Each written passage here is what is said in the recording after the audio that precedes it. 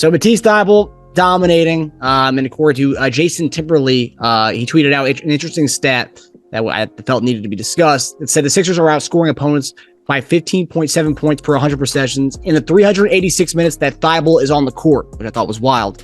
It's the best net rating of any player in the league with 300 plus minutes. And this is something I also heard on the ESPN NBA show. Stephen A. Smith said that the Sixers need to give Matisse Thybulle more minutes. So my question is to you guys, is it time to give Matisse more minutes, and where would those minutes come from?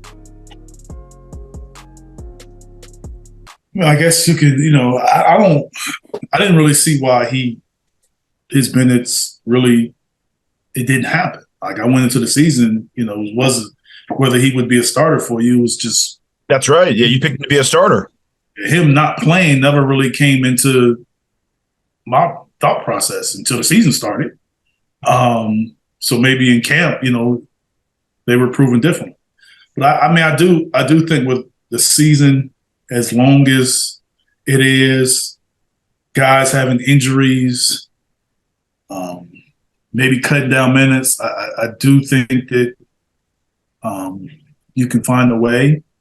I think when the guards went out and Shake came and played as well as he did, that I think they've kind of said we're going to get – he's kind of like earned, set minutes, guaranteed minutes. So I think that's kind of shook it up a little bit. That he went from a guy that was in and out of the lineup to a guy that's in the lineup. So I think it can happen. I think – maybe as the season goes on,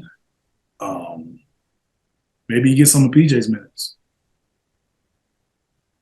Yeah. Especially, I thought Tobias, especially the better Tobias is playing, the more you can probably give him some of PJ's minutes. Otherwise, I think it's tough. I mean, if because they're going to 3 guard lineups even more. So basically, they're giving that extra guard PJ's minutes. Mm-hmm. Yep. Melton in most cases, yeah. So I know in the playoffs, it's not going to happen because that rotation is going to be a solid 8 and maybe 9.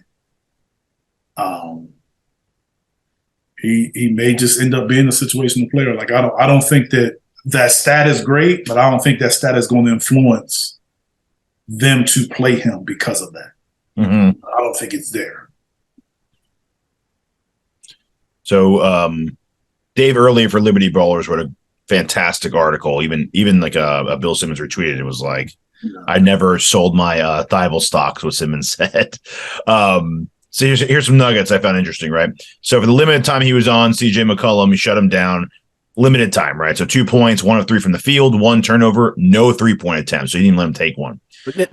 Which game was that one? The game where he dominated? Second game, he hardly saw him in the first game. Second game, I believe. And no 3-point attempts from CJ is impressive because CJ doesn't need much room. He'll jack him up, man. He'll just do that little step back, sidestep, and shoot it. So although we have the 4th highest rated defense, allowing 110.8 points per 100 possessions, with him on the floor, they hold teams to 103 per 100.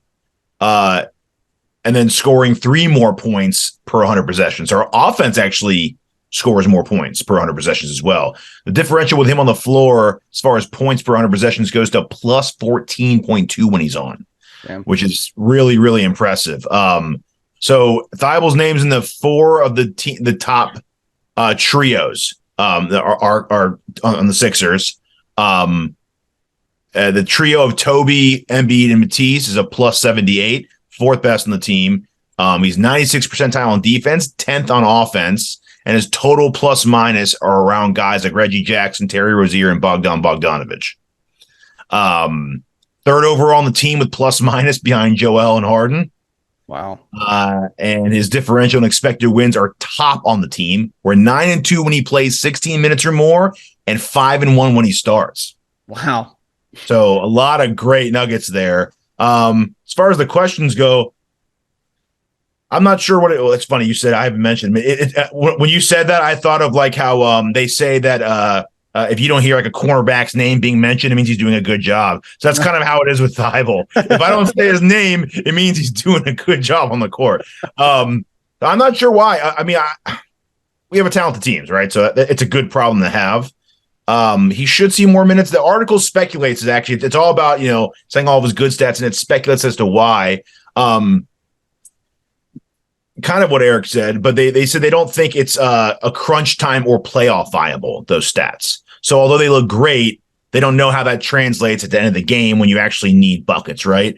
That's what I was saying. Like, I don't think this would be a situation where Doc would be like, this is something that we need, or like, I think it's just good for him to use. Maybe for a trade. So Morey's actually talked about it before. He said that in the past, that specialists become tough to play because if you don't put 5 scoring threats on the floor on offense, you become incredibly easy to guard. So once you put a one-way defensive player out there, you become easier to guard in the playoffs. Doc basically agreed, saying playing one-way guys in the playoffs, it creates more challenges for other players who play with that player and other coaches. Do you agree with that assessment, Eric? Yeah.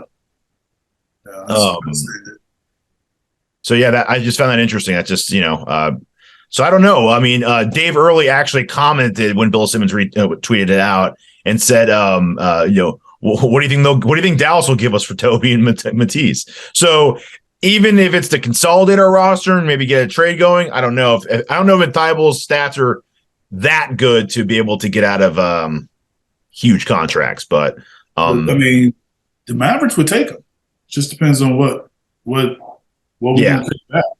Well, I heard they're having trouble with Christian Wood right now, and he wants to be re-upped, and they don't plan on doing that. I heard, so they might be trying to move him at some point. He's actually playing lights out, I think. But Christian Wood, Tobias Harris, that's not an improvement. It's like at best lateral. So making less money, sure, but I don't know.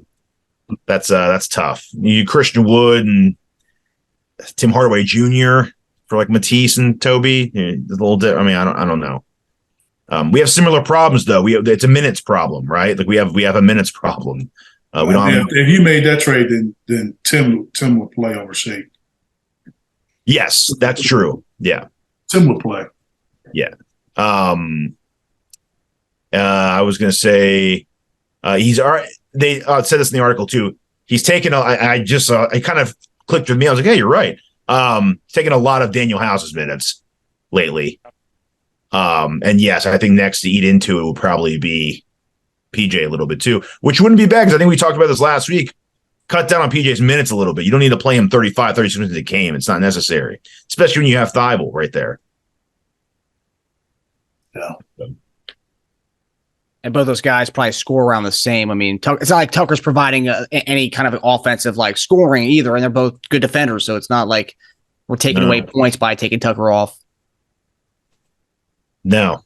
Yeah. Probably very, very similar in that regard. In fact, I think this year, Thybulle's offense looks better than Tucker's because we talked about his scoring droughts. Yeah. But the thing is, Tucker can play. I mean, probably going to start Tucker now. Actually, I don't know. Yeah, but if Thybulle was going scoreless the way PJ did, you would lose your mind. Yeah, I'd be slaughtering him. I'd be slaughtering him. Lose your mind. I'm not even no bones about it. But especially with the same amount of minutes, we can start Tucker at 5, though. We can't start Thybulle at 5. I'm just saying you would lose your mind at that. It's true. That's how you know. I don't think we. That's how you know you biased, man. You biased for the older man. Thing is, I don't think we'd even get that far. I think Doc would be more biased than me. He'd pull that. See, that's what I'm saying. Doc would be like, can't shoot. I mean, you just pull him right away. Yeah. So, yeah. But with PJ, you got Doc citing the plus minuses when they talk about PJ. Mm-hmm. But when you talk about Matisse's plus minus, we don't know that's playoff viable. Well, okay. But, yeah.